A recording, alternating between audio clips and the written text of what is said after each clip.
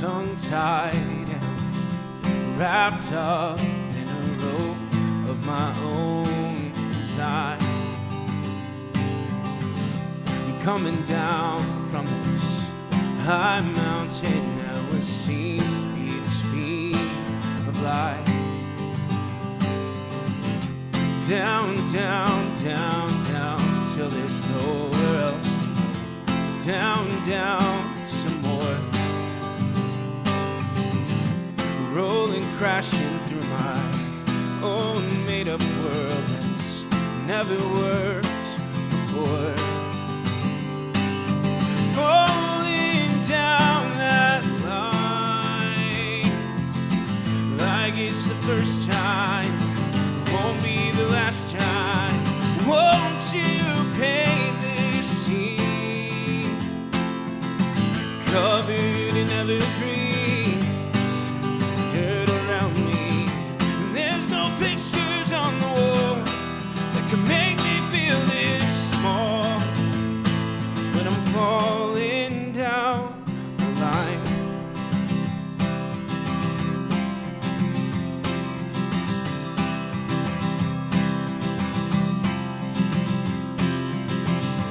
Dark eyes, they grow darker as the wind stirs the dust from the ground. I want the whispers to fill my ears. I will wait for that sacred sound. Down, down, down, down, till there's nowhere else to go. Down, down, some more. Rolling, crashing through my own made-up world that's never worked before. Falling down the line like it's the first time, won't be the last time. Won't you paint this scene covered in evergreen, dirt around me? And there's no pictures on the wall that can make me feel this small, but I'm falling down the line, falling down the line.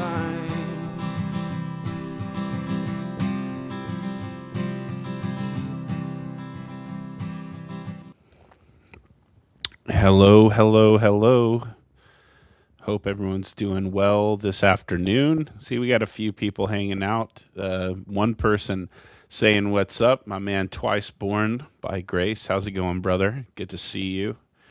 Good to see you. If you're hanging out, feel free to drop a comment in the chat and say hello. Haven't done one of these in a while. And part of the reason for that is life has just been a little bit more busy. And finding the time to pop on and do a live it's just been hard. A lot going on, but today had some things open up in the schedule, so I decided to go ahead and make some time and do one for fun, because I wanted to talk about some things that I've been thinking about a lot lately. And I'm just going to kind of, the format here, what I'm going to do is just kind of start talking about it in particular, and then we'll, after I rant for a little bit or talk about it for a little bit, then we'll hang out and I'll pull up some of your comments and let's hang out. We got someone else here hanging out. Romans 14:2 says, "Yo, what up, Romans? Thanks for hanging out." But all this comes down to this, and if you saw the caption or the title, thumbnail, all that stuff, I've been reading this little book by Matthew Henry called The Quest for Meekness and Quietness of Spirit. Great book, by the way. I'm not quite done with it yet, but almost finished. And great little book. Would highly recommend it. And as I've been reading through it, there's just been some things that hit me where some of the principles that he's really bringing out about biblical meekness can be so easily applied to us today in a social media age, and probably in ways that maybe we have yet to really consider. Just because I think a lot of times we don't realize, like, this whole online interaction thing in the world's history is still relatively new. It's like a newer thing that we're still part of the experiment of figuring out how we're communicating with one another online. And I think some of these principles are good for us to think through when it comes to online interaction specifically. So, anyway, I want to talk a little bit about how this book has caused me to think through some things and just throw some ideas out there, throw some consideration out there. But before I do that, I want to start with just the basics, like a definition of what is meekness. What does it mean to be meek and quiet of spirit biblically? Like, where's that coming from? Because I think a lot of people hear the term meek and they think weak, which is not what is implied by the term, like some sort of weakness in strength or anything like that. Some people even might go so far as to think of meekness and think of someone who is a coward, which is not what's implied by it either. And of course, we'll dive into that a little bit. But meekness, biblically defined, I've written a few things down here. So meekness, originally, like the idea, the meaning for it when it's found in the Old Testament, or the word used for it in the Old Testament, is a person in subjection, but specifically a person in subjection to God, who has a proper view of their own role in relation to God as his servant, right? We see this even, in the New Testament when we see things like Paul saying he is a slave of Jesus Christ or a servant of Jesus Christ. We have that same idea found throughout the New Testament of this understanding our place before God, which really is kind of like the main point, main thrust, main idea. Someone who is quietly and gently subject to God. They realize that they are a creature, God is their creator, and that they should live their lives in accordance with that understanding that God is their superior and all things are in his hands. It's a person who lives in that way. Now, as I was reading this book, some things have come to mind here, because there's some overlap. A lot of times with Christian principles, you find some overlap with philosophical principles and things like that.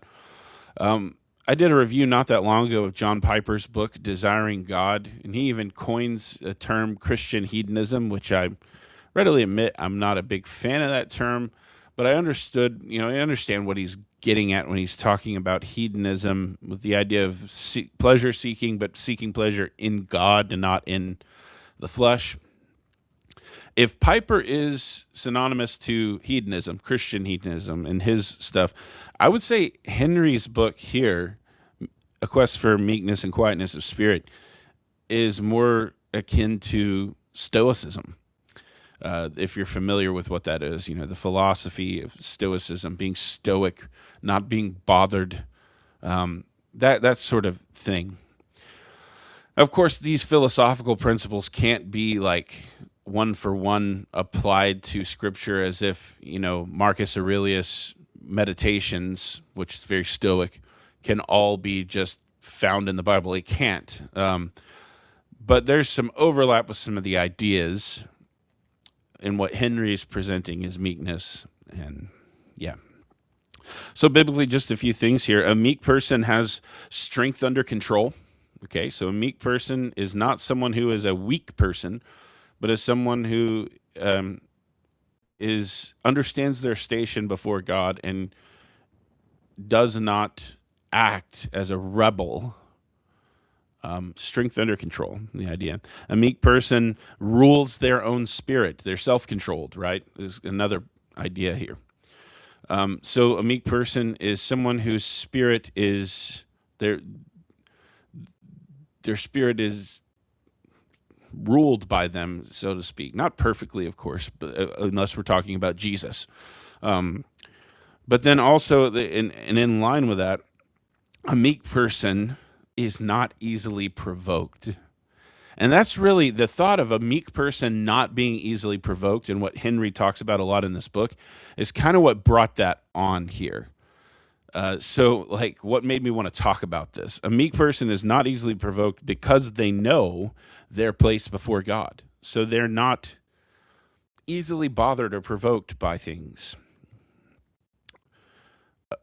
To put it in the language of the Psalms, what David prays for in Psalm 51, Lord, renew a right spirit within me.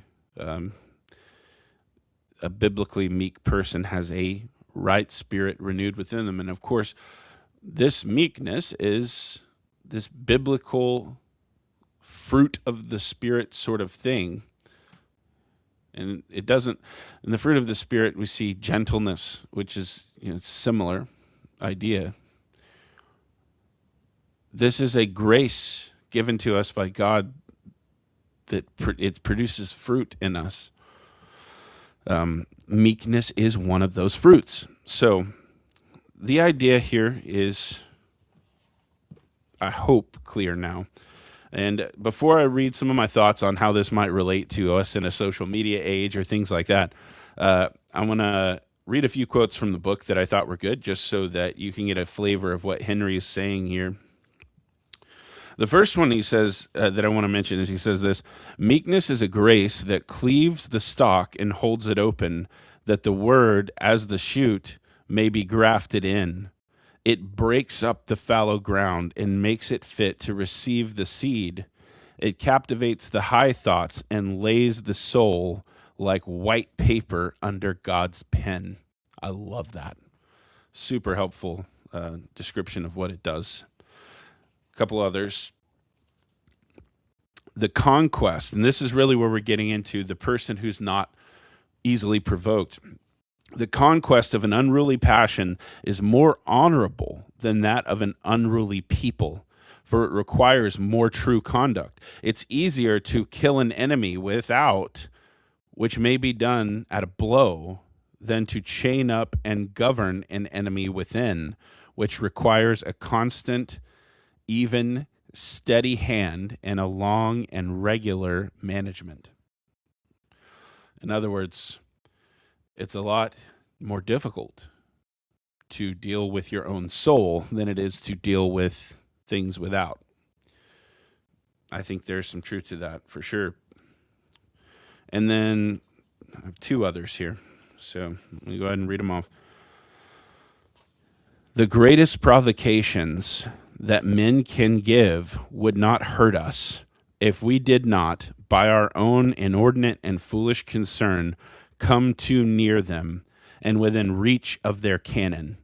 We may therefore thank ourselves if we be damaged. In other words, part of this whole idea of practicing meekness is not willingly putting yourself in places where you will be provoked. Goodbye social media altogether? No. But there's certainly something to think about there, right? And then last quote that I want to read before I give some thoughts. It is for want of meekness that we are so impatient of contradiction in our opinions, desires, and designs, that we must have our own saying, right or wrong, and everything our own way, that we are so impatient of competitors, not enduring that any should stand in our light or share in that work of honor which we would engross to ourselves, that we are so impatient of contempt, so quick in our apprehension and resentment of the least slight or affront, and so quick to imagine injuries where really there are none or none intended. you could see how maybe this would start getting me to think through uh, practicing meekness and quietness of spirit in a social media age, right? Like you can see, especially if you're on a platform like X. I mean, these arguments and online fights and all this stuff can take place in any social media platform. But you know what I'm getting at here. So I just wrote down a few thoughts, and then I'll want to share those with you, and then we'll chat. And if you have any questions or any follow up thoughts, jump in there. Let's hang out. So I'd put it like this: practicing meekness in a social media age. First off, this is a hard one for some of us. It's been a hard one for me. I am by no means saying this stuff as if I am a great example of this all the time. I'm not. I've failed at many of this stuff, and it's why I'm bringing it up, why I'm thinking through it. The first thing, you don't have to chime in to everything that bothers you. And sometimes it's better if you don't. So, like, I just can't help but think, like, here lately on X, where I've been at, there's been on that platform this viral thing that's gone around about this guy and his wife who he says was formerly promiscuous. And I mean, everyone and their dog has an opinion on this. And it's just blown up, and it's a mess. Like, if I'm just being honest, outward looking in, it's a mess. And this was the one time I say that as if I engage in every controversy, and I don't. But I didn't engage this. There was times I wanted to, and I'm like, you know what?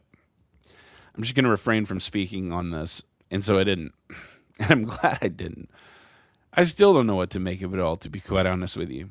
But there are definitely times where I've engaged in a conversation or jumped into under someone's post and whatever and said some things that I'm like, I just wish I wouldn't have even gotten involved, right?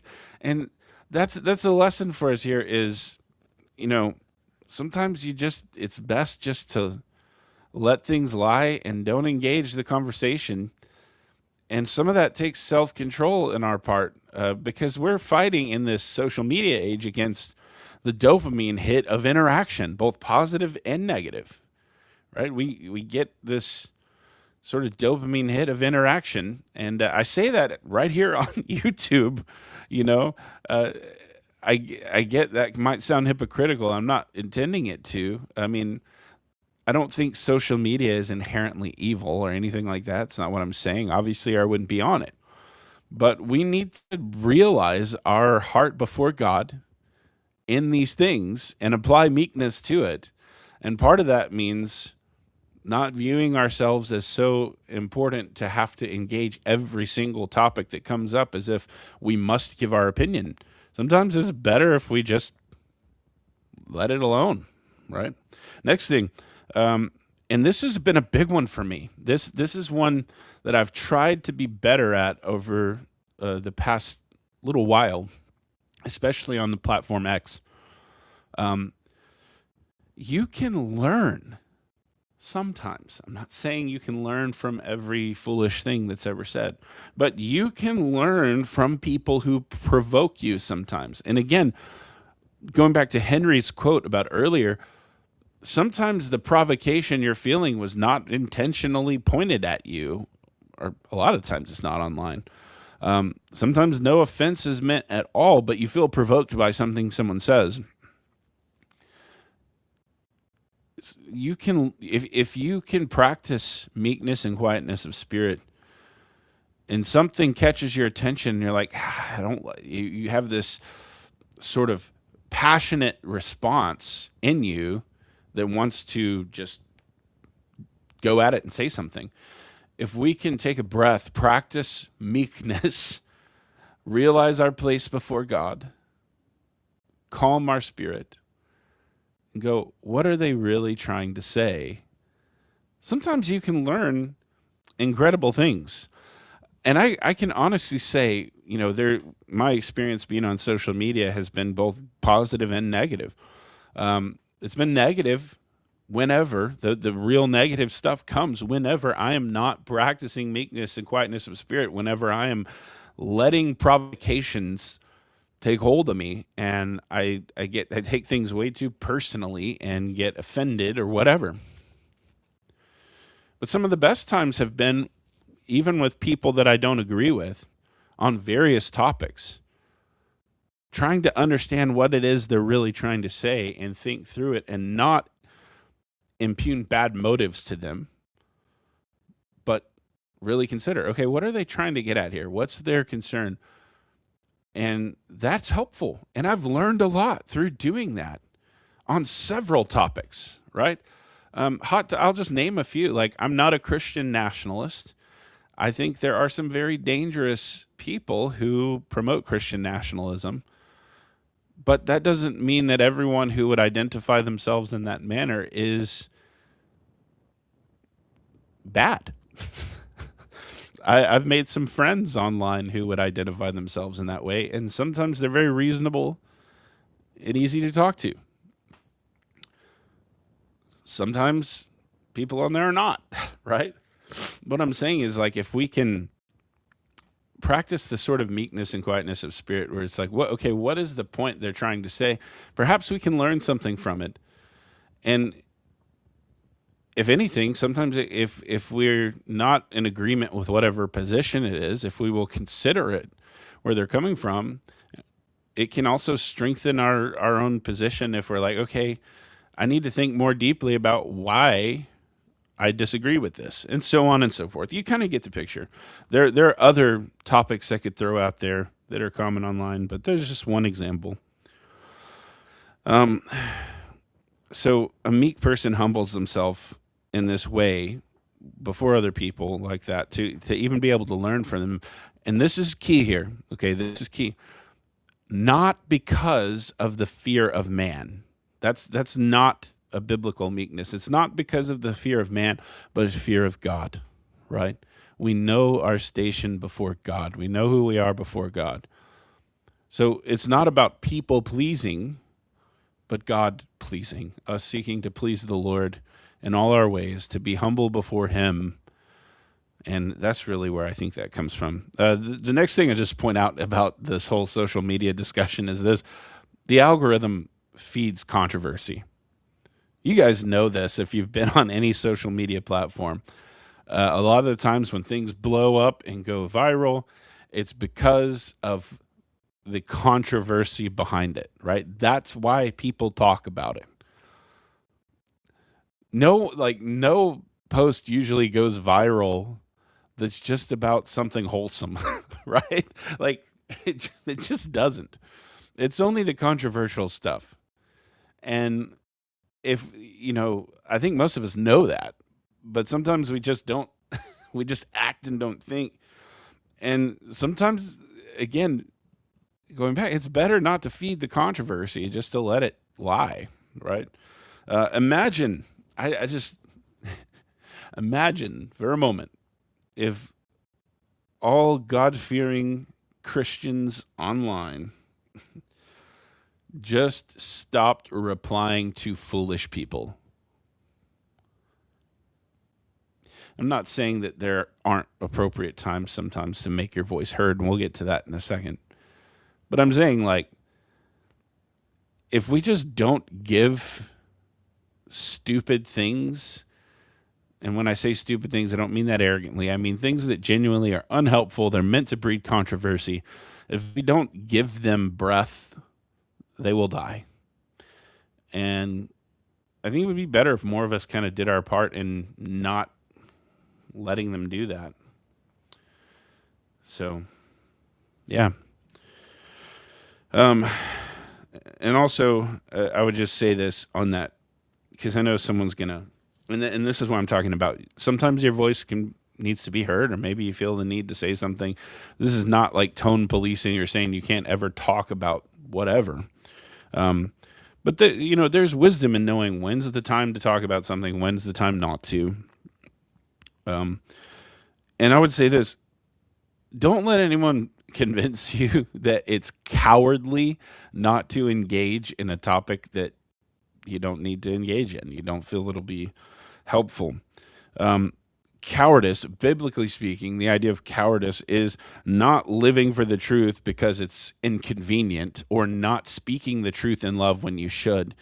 Of course, we should speak up at times, but remember, and this is part of the whole social media experiment that we're in.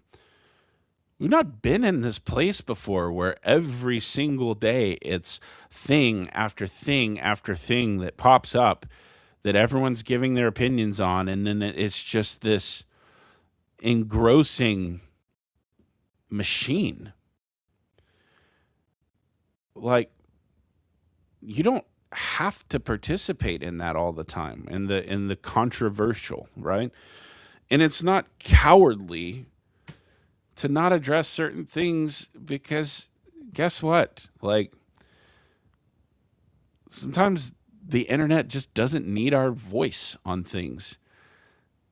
It just doesn't matter. You guys, if you've been online, you'll see sometimes the controversies, they just come and go, and we forget about what we were arguing about a week later, because now there's a new thing and no one even it's just wild, man. So that's just a few of my thoughts on trying to put into practice some of these things that I see from Matthew Henry. Meekness is not weakness, but it is living your life with a proper view of who God is and who you are, and being subject to him. Jesus, after all, did tell us in the Sermon on the Mount, "Blessed are the meek, for they shall inherit the earth." I think we would do well to remember that. Let's see what you guys have talked about here. Got a few folks here. Ben, funny, I was talking about meekness with my fiance this week. Good timing. Interesting. It's crazy, man. Sometimes it happens. It just works out that way. Twiceborn says, I need to stop arguing back with people when they misinterpret my original comment. Yeah, that can be another frustrating thing about online interaction, bro, is like, because of the nature of it, the text-based nature of it, not being able to properly invoke emotion sometimes, that we can be misunderstood. And sometimes when we're misunderstood, we want to really defend ourselves. I remember one time that happened to me on X, where someone, for some reason, took me to be saying the opposite of what I was really saying. And I'm just like, oh my gosh. And sometimes you just got to let it lie, man. It's like, yeah, it's not going to be fixed. Let's see. Every day on X, there's weird stuff. Yeah. And it's never anything you would expect to blow up.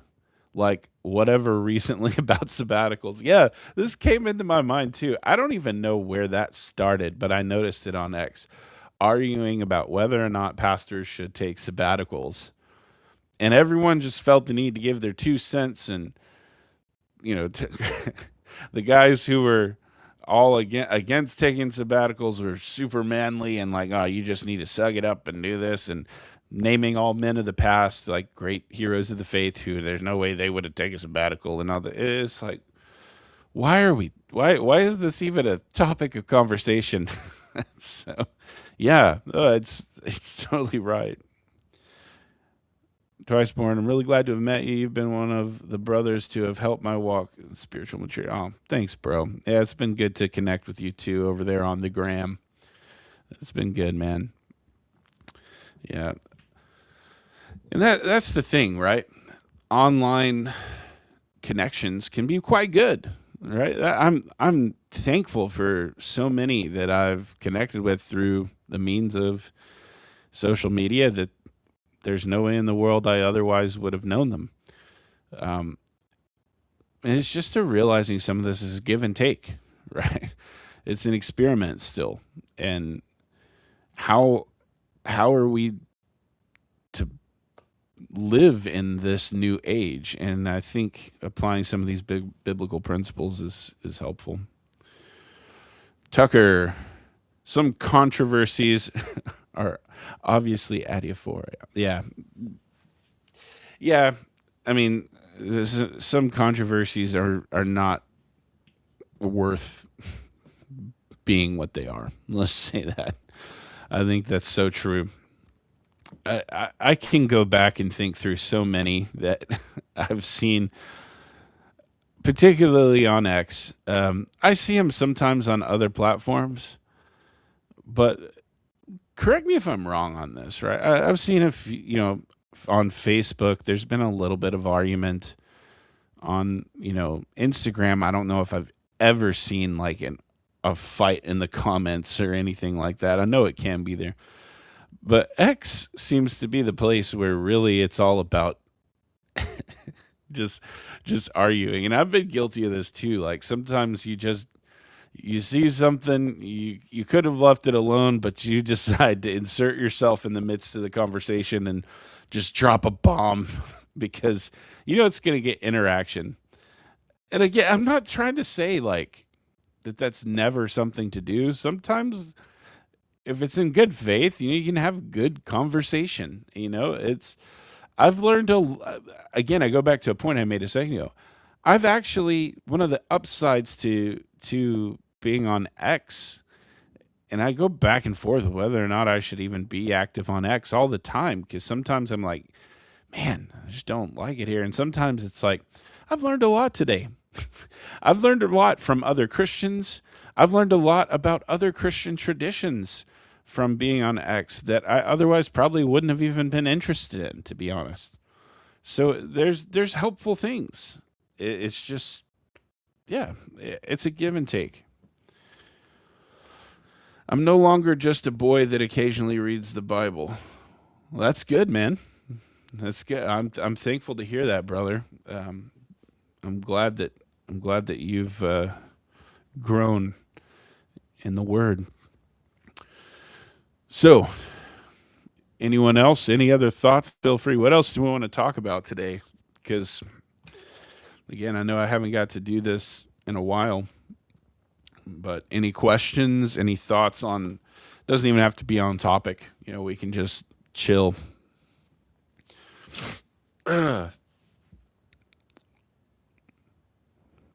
Perhaps. Or perhaps, we'll just call it quits. Yeah. it doesn't have to, no one says the stream has to be an hour long. So, but if y'all have anything you want to talk about or any other questions, I'm happy to engage. Like I said, I've been super busy, so it's not been as convenient to be able to just hop on a live stream. I do have some other Bible reviews coming up. I got one that's pretty interesting. It's a study Bible with wide margins. So,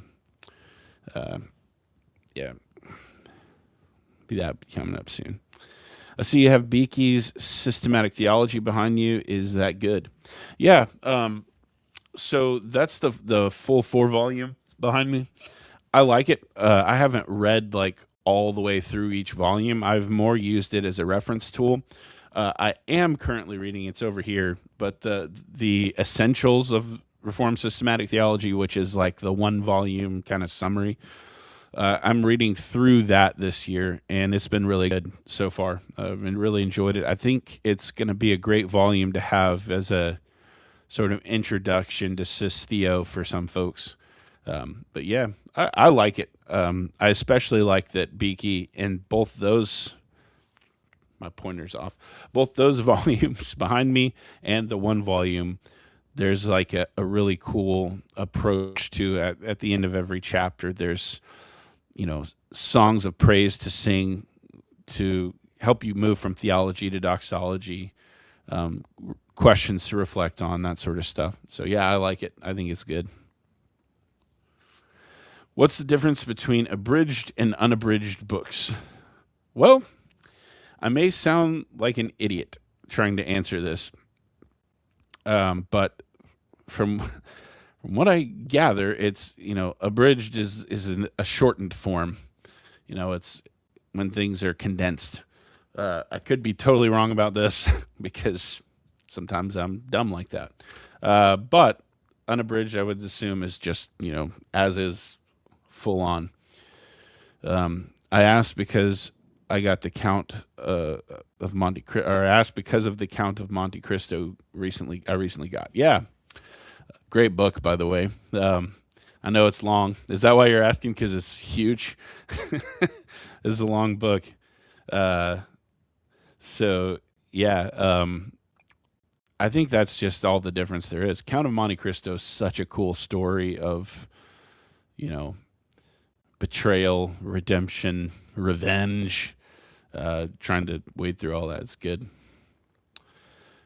Can I submit a Bible study question? Sure, Christine. Yeah, go for it. I don't know if I'll be able to answer it or not. Sometimes I get questions that I don't know how to answer, but I'll give it my best shot. If you want to fire away, happy to do that. Yeah, while she's writing that out, the Count of Monte Cristo. So my first introduction to that story was the movie that had Jim Caviezel in it, and it has a drastically different ending than the actual book, but still a great movie. Like I enjoyed it, and I kind of want to. Now that you brought that up, I kind of want to watch it again because it's been a while. So I liked that movie. I thought it was good, even though it's not exactly a one for one with the OG book. What do you call a sleepwalking nun? A Roman Catholic law. Okay, I'm slow, Tucker. I'm trying to figure this. I'm so slow right now because I know there's a punchline in here that I'm not getting. Or is this like an anti-joke thing? I'm so bad at the sleepwalking nun. A Roman Catholic. Is there something that's supposed to be here that I'm not getting? Or is it just because she's a nun and she's a Roman Catholic? Roaming. There it is. A Roman Catholic. See that? I think the spelling messed it up. Yeah, because he said Roman. A roaming Catholic. Okay. Let's see. Mine is shorter than the other copies I've seen. Mine is less than 900 pages, and others have 1,200 pages. Okay. So is it abridged? No. Hey, there's Tony. What's up, brother? Good evening from England. Good to have you, our token Methodist around here. Thanks for hopping in, bro. You missed me just missing a joke. Punchline just right over my bald head.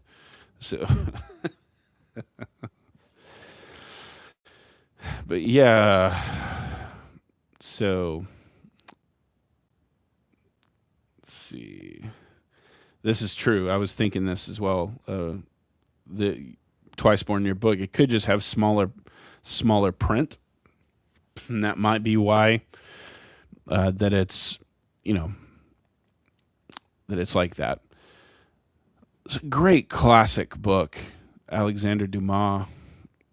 What are some of you guys' favorite, if you have any like classic pieces of literature? Count of Monte Cristo is pretty good. That may actually be mine as far as fiction stories. This is really good.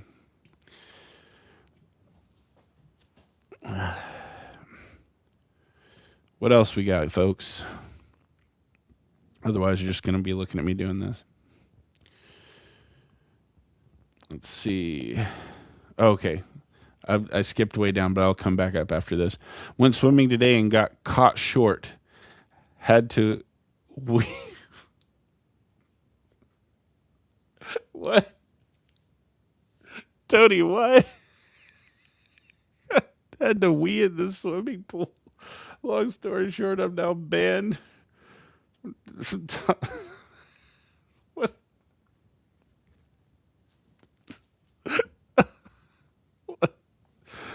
Oh, Tony. Oh, my goodness. All right. I'm going to go up here and try and answer this Bible question. Okay.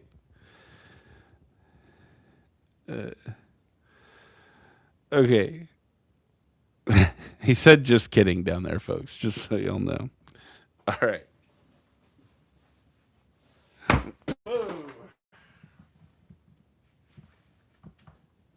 I dropped something.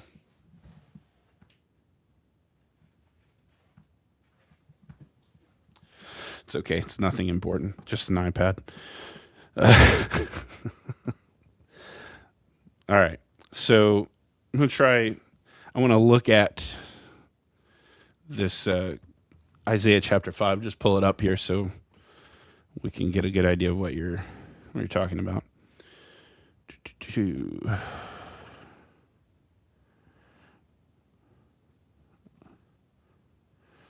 All right.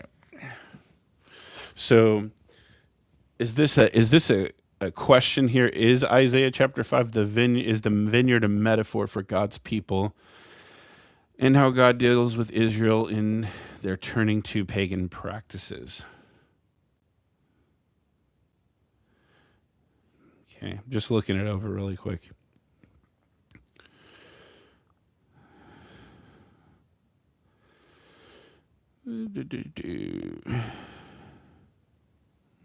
Uh-huh.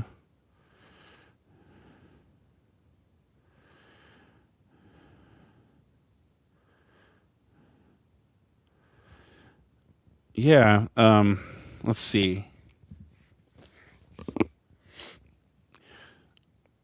So as I'm looking at this here towards the end, the reason he's giving in verse 7 there, these are his pleasant planting, but he looked for justice, and behold, bloodshed for righteousness and outcry. So I wouldn't be as great to answer that maybe on the fly. I'm sure there's with Israel's history, there's a lot of connection with pagan practices and whatnot. But there's also seems to be an element there about a lack of justice, such as in the book of Amos and things like that. That may be also kind of what's being dealt with there. But I, on the fly, might not have answered that the best, but I tried. So, yeah. Some jokes don't come across over text. Indeed, they don't. Crime and Punishment. Okay. Yeah. Classic. Let's see. Just reading the C.S. Lewis Space Trilogy. Yeah. I have actually never read that. I want to, but that's some of Lewis's stuff I haven't read yet. I know, it's got there's a metalcore band called Silent Planet that kind of took some of their name from that, I think. But yeah, I would love to check it out sometime. Recently read some sci-fi. Vineyard. I didn't realize Wimber was in the Bible. Tony, you're on a roll today, bro. Let's see. Thank you. I'm reading chapter 8 and then Amos next. Okay, cool. Yeah, I would have to, look a little bit more on that just to give a fuller opinion because I haven't just, spent a ton of time in study of it. But it does seem there within the text there is a context given of a lack of justice and an outcry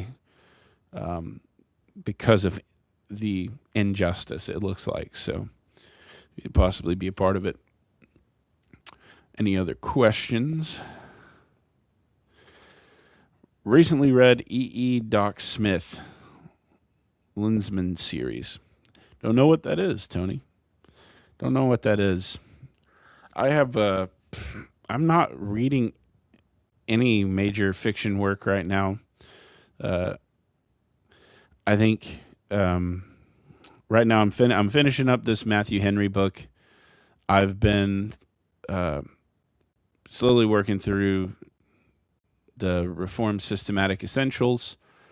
John Owen's The Death of Death, which, if you've ever read before, takes time and patience, because Owen likes to throw out them Latin terms ever so often, and sentence structure can be hard to follow. But yeah, got a few things like that going on. Tony says classic sci-fi. Okay, cool. Sitting with Jesus. Just wanted to say hi. I got here way too late. Wish you the best, brother. I'll watch this on replay, I guess. Okay, man. Well, we're still chilling and hanging out for a little bit. I usually afford an hour, if I can do it, just to hang out with you guys and chat, talk. So we're running, got about 15 minutes or so before I'll have to go. But yeah, what else is going on? I realized I made this video and didn't even really, the topic addressed in the beginning. I didn't really ask if any of you guys are even on social media, like, to care about this. Because I know some people, it's like YouTube is like their only thing they do. And if you're not on social media, is it like, have you been before, and do you find yourself happier now? You find yourself not feeling as messed up in the head sometimes. I don't know. Just throwing that out there.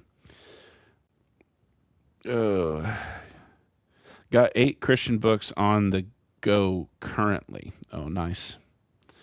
Laid here too. YouTube. That's okay. Come on in. Hang out. It's fine. We're chilling. Reasonable Faith, William Lane Craig, The Incarnate Christ and His Critics, Biblical Defense, Robert Bowman. Okay. William Lane Craig, man. I don't know what to think about that guy anymore. Let's just be honest. He's been in some weird stuff, in my opinion, here lately. But I've read some of I don't know if I've read Reasonable Faith. I had to read some of his books in seminary. I don't remember which ones. Let's see. Just Instagram. Okay. Just on the gram. Mostly Facebook, YouTube, and Instagram.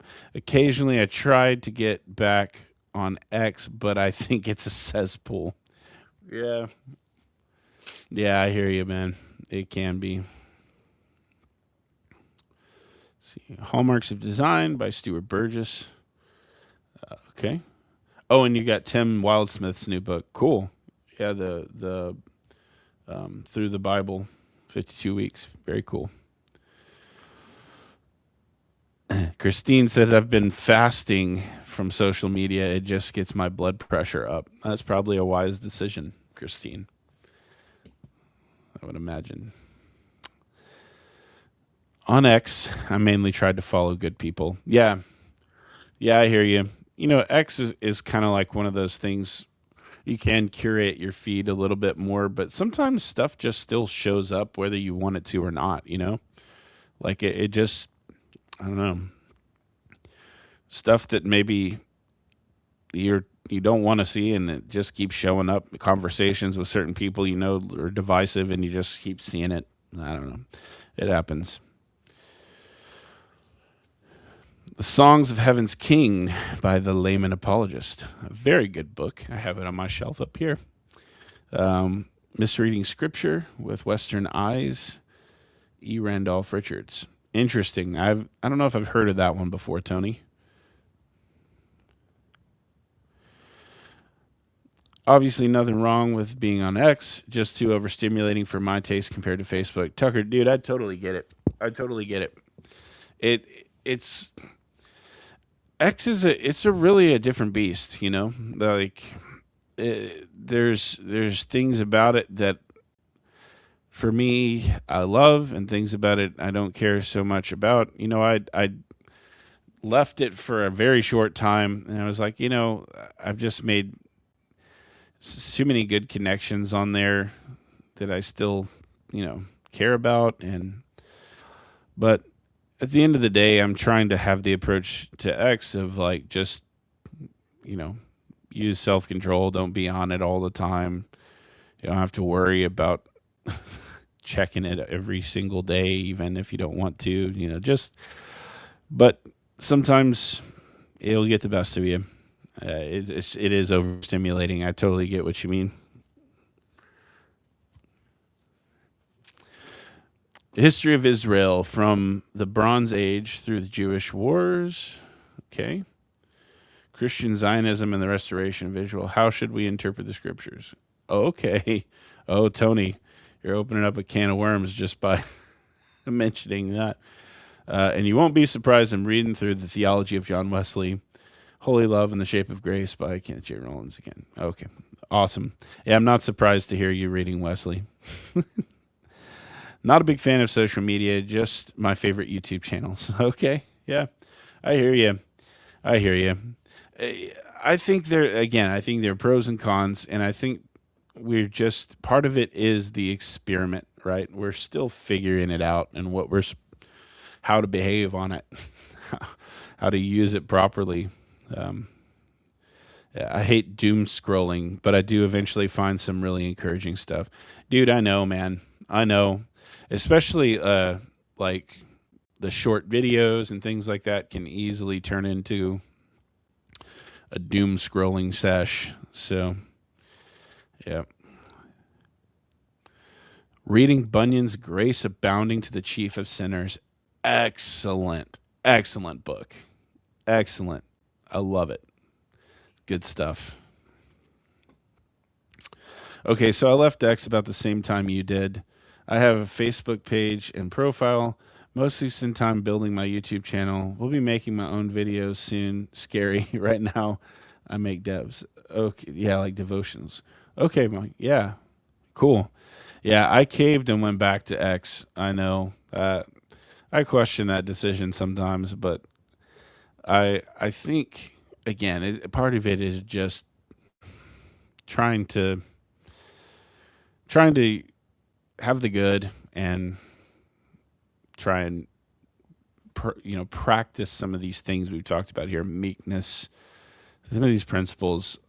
Online spaces can actually give us a good use of that, but you don't have to be on any of this stuff, right? It's all optional. I think we forget that sometimes. It's all optional.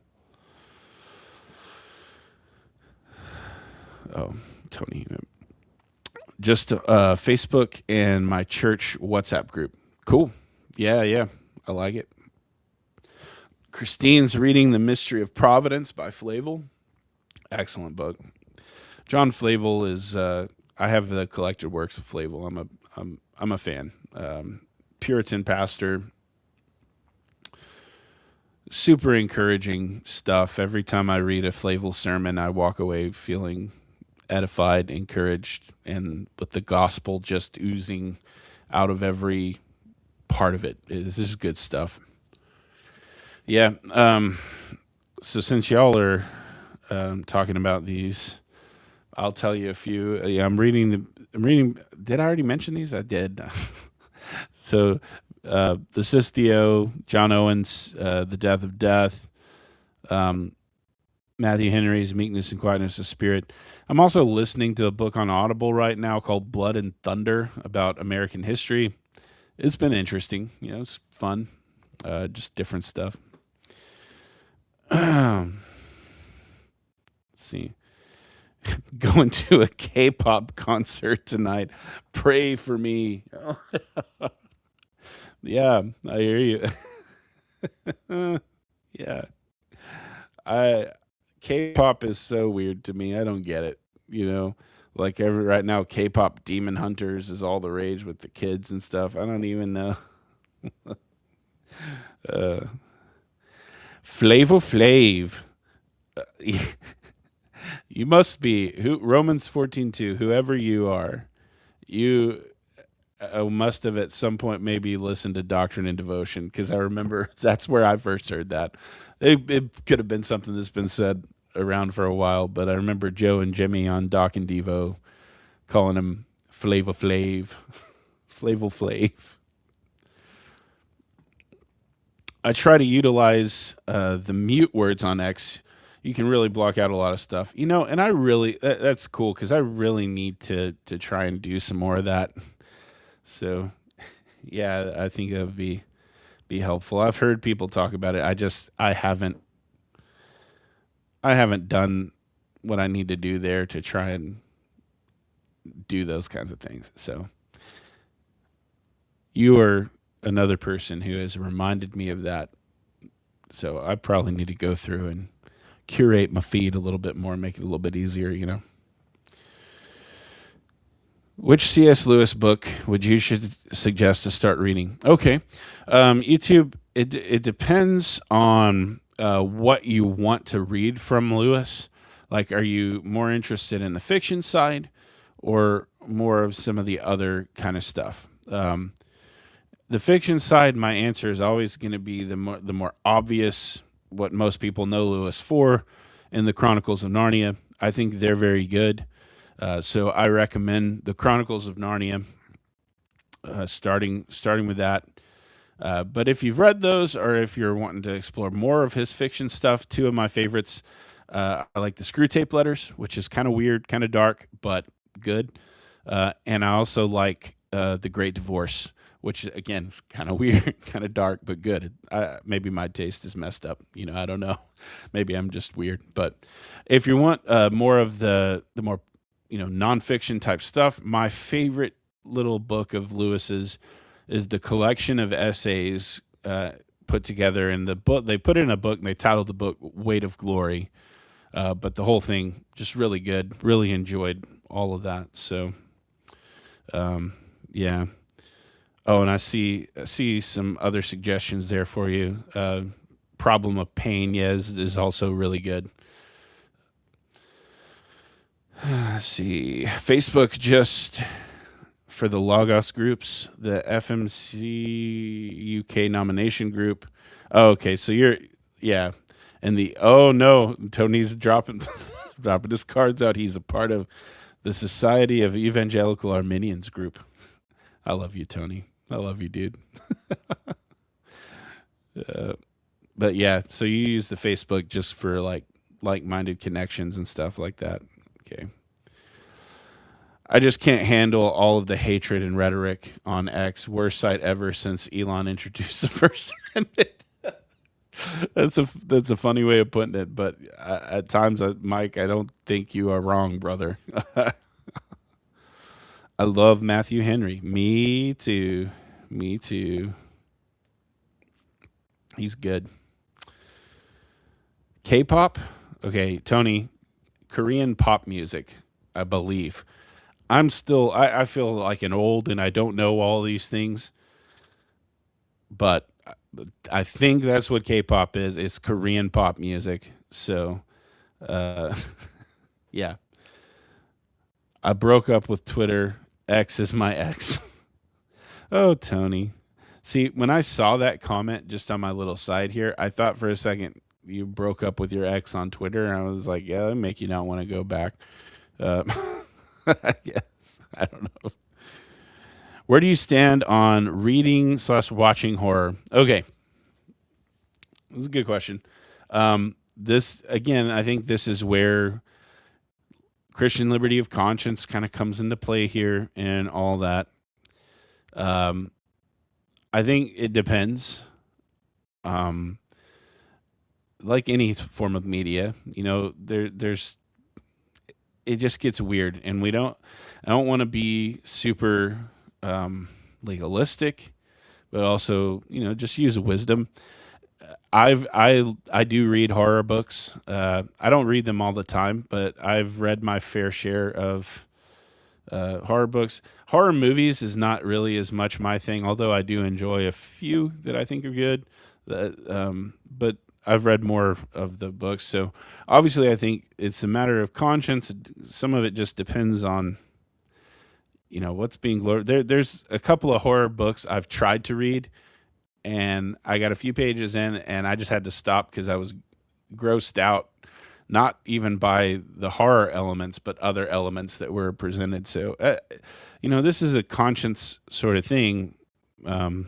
So I just say, if your conscience is really bothering you, by it as a Christian, don't do it. I think that's good. That's what Paul kind of teaches us in Romans, that whatever doesn't proceed from faith is sin. So there's the idea of like we shouldn't go against conscience when it comes to media and those kinds of things. I know that might be a vanilla answer, but it's kind of what I would say. So yeah, it was Dean over at Underdog. Lewis's problem of pain is underrated, and yeah, I totally agree, Dean. Caught your video today, brother, on the documentary sort of reaction, and appreciated it because honestly, when I first saw that documentary, I'm sort of outside of some of this polity stuff and SBC life stuff, and some of it I know what's going on, some of it I don't, and when I first saw it on the surface, it was just kind of like, ugh, I don't know what to think about all this. So as always, brother, I appreciate your perspective and you talking through it. If you guys aren't sub to Dean over at Underdog Theology, you should. He's a cool dude. I really like Dean. One of the things I really appreciate about this brother is he's gonna speak his mind, but yet he's a chill guy at the same time. We need more chill guys who will speak their mind. Because we've got a lot of unchill going on. So C.S. Lewis, Mere Christianity, or The Great Divorce for Fiction, and that's Narnia business. Yeah. I'm not on social media for Lent. I don't count YouTube. It's been a nice break. I do find scrolling a waste of time, and I think social media gets more stuffed with fake AI stuff. Oh, ain't that the truth? The AI stuff is everywhere. Everywhere. I totally get that. Thank you. Oh, I don't remember what this was in reference to. YouTube. Hold on, let me go back. What was your? Oh yeah, about the C.S. Lewis books. That's right. Sorry, I got lost. Then I'll leave social media altogether. Yeah, that might not be a bad idea, honestly. I see a lot of people mention that hideous strength is that good. I don't even know what that is.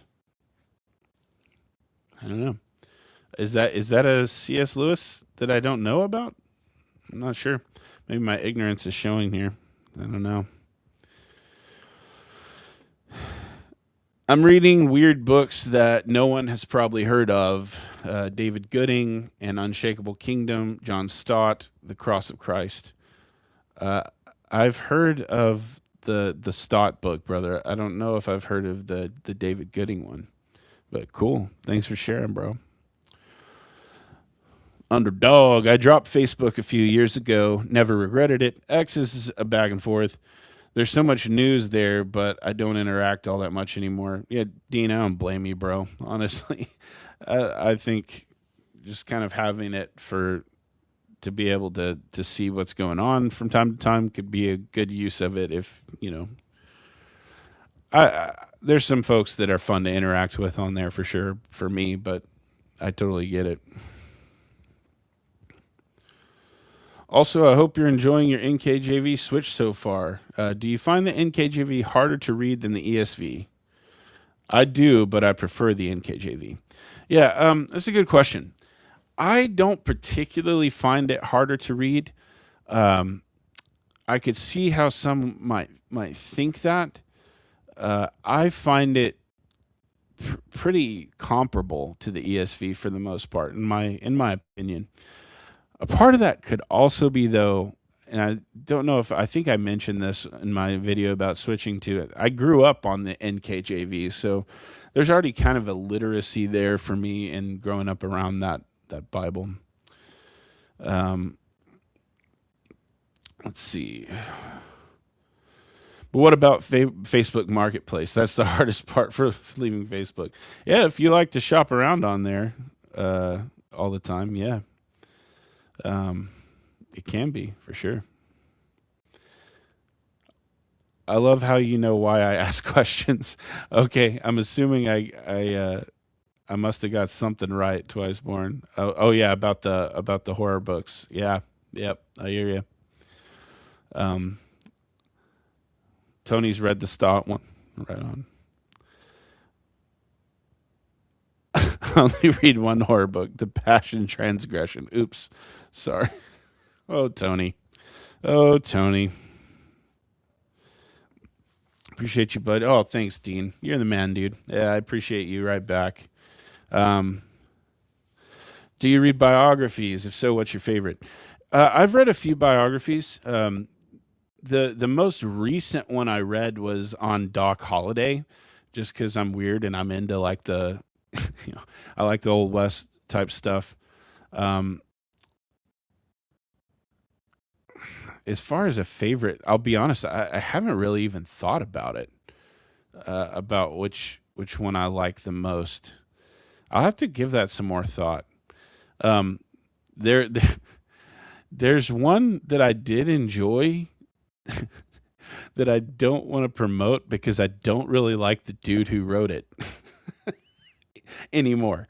Uh, but I'll just say this: you may be able to guess who it was. It was on Martin Luther, but anyway, I've read a few that I really liked. The Doc Holliday one was pretty good, but it obviously wasn't good enough for me to even remember the author because I don't. But I do enjoy reading them from time to time. So yeah. I know you check out a lot of different Bibles. Do you use Logos and Dwell that much? I don't use Dwell. I've never really used Dwell. I've heard good things about it, but I do use Logos Bible software every single day, and I'm a fan. But I'm not. I'm not in the like subscription service that they've come under recently. I was kind of bought in from a while back, so I've been, I have a pretty good sized library before they switched to the subscription service. But I do like Logos. It has some things I don't like about it, but as a pastor, it's been a great and useful tool. I keep all my sermon preparation stuff in there. Once I write it down in my notebook, I transfer it over there, type it all up. I'm weirdo. I know some people would say, why don't you just start it in there? I don't know. I just like writing things. All right. I don't really know. Do you have a bad books bookshelf? Not really. I don't have like a heresy shelf or anything like that, or if that's what you're referring to. Most of the time, if I'm wanting to get a book that I suspect of being dangerous, but I want to know its contents, most of the time I will buy the cheapest digital format of it possible, or check it out from the library if I can and read it that way. So I don't really have a shelf dedicated to it. Been looking at the MEV as an alternative TR translation to the NKJV. Nope. Yeah, I don't really care for the MEV. I've read over it a little bit. I'm not a huge fan. Need to start reading more theology-based stuff. Right now I'm reading Buffalo Hunter and the Count of Monte Cristo. Okay, yeah. Hey, man. Yeah, it's good to read more theology stuff, but there's nothing wrong with reading fiction as well. I enjoy reading fiction. You're not weird. The Old West is cool. Yeah, I know. It is. I appreciate you saying that. I do enjoy it. Biographies. See my earlier answer. R.E. John Wesley. Yep, there you go. I knew it. Tony the Wesleyan. I use Logos. I like the notes attaching it to the verses or passages. Yeah, that is a cool feature. There's a lot of helpful things about it. I, Jesus, an autobiography by Chuck Missler. I haven't read it, but curious. I haven't heard of that. Interesting. I've never heard of that. I hate it when people think when a pastor retires, he loses his salvation. my pastor is retiring, so it's been on my mind. Huh. I haven't heard of that before, Twice Born, that people think that when a pastor retires, he loses his salvation. I've never heard of that before. That's yeah, that's new to me. I've not heard of that way of thinking. Got biographies on Cranmer, Luther, Newton, Edwards, and B.T. Roberts on my to-read shelf. Nice. Nice. All right, folks. I've come to the end of my list of replies here, and we're well past an hour, so I've got to get out of here. But I do appreciate hanging out for a little bit. It's been fun. Always good to get to connect with you people and hear from you and what's going on. So I'm going to try and do another live when I'm able to. You know, like I said, it's just been a bit harder as of late. So I'll try and I'll get a couple other. Let's see. Before I sign off, I'll do a couple others here. Would you happen to know a good resource explaining the eschatological differences without influencing at viewpoint? Jonathan, I don't. And outside of like, you know, a fairly decent systematic theology that will be fair to the other points. Every cis-theo, though, they're typically going to make a case for their own view. The ESV Study Bible, I think, is pretty good in its notes at being fair to all views, but I don't know of one that's like completely just unbiased, gonna drop it all out there. But you know, a lot of systematic theologies can really be helpful. And it looks like Tony's dropped something down there for you that might be helpful as well. All right, guys. So I'm gonna head out. Appreciate the hang. It's been good. It's been real. Y'all, we'll see you in the next time. I'll try and do a live again as soon as I can, but can't do it as much as I used to. So I'm going to head out, guys. Y'all have a good afternoon. We'll see you later.